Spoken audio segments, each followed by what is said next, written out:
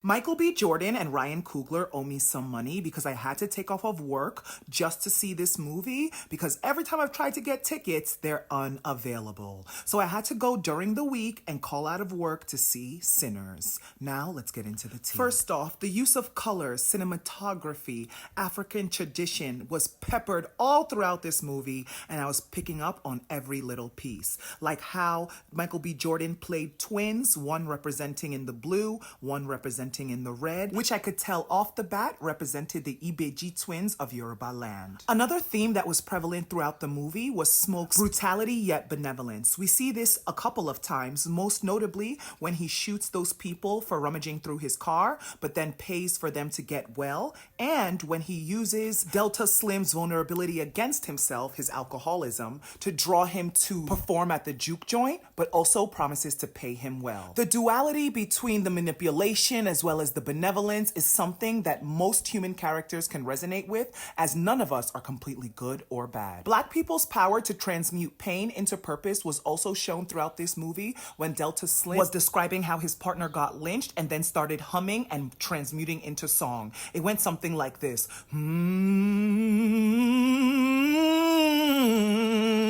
And I could just feel that in my soul. Black people's ability to use music, to use their voices, to not only express pain, pleasure, and purpose, but also conjuring up our ancestors by making something stir in your soul. An undeniable truth that you know deep down that is brought out by the vibration and the vibrance of music throughout the generations. I particularly loved this scene because you could see all of the different generations from the past to the present, the 90s, of different people, all connected through music and their ancestral line. Now let's get into the vampires and the themes that I picked up on. First of all, it has been said already, but I'll say it again. You can only invite evil into your life through your actions, your words, your manipulations of others. It cannot just come upon you. It needs to be something that you've invited in. Not only that, but the vampirism of Black culture, of Black essence and Black life is something that has been both highly coveted yet highly hated. I wonder why. And just when we were getting to the end of the movie, you know I had to warn everyone, sit down, the credits are rolling. There's another scene, don't go. There's another scene, don't go. There's another scene, do not leave the theater. Don't leave, there's another scene. I just love how this movie can be interpreted in many different ways, and also how there can be many different prequels and sequels. Will we get to see Stack in the music industry? Will we get to see how Stack and Smoke grew up with Mary? Will we see the continuation of Smoke and Mary's relationship in the 90s in the music business?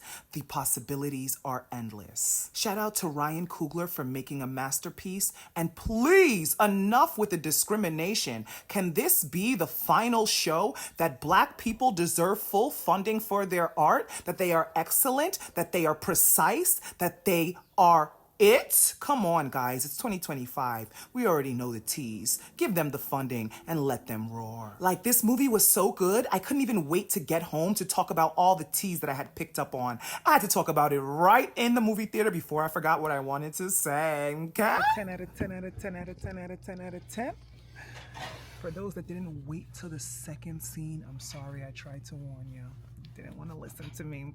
So while this movie was definitely worth taking off work for, Ryan, Michael, call me. There's a certain amount of money you owe me on the day, and I don't want to talk about it online. You know, the IRS be all in my business. Okay? Okay. Bye, guys.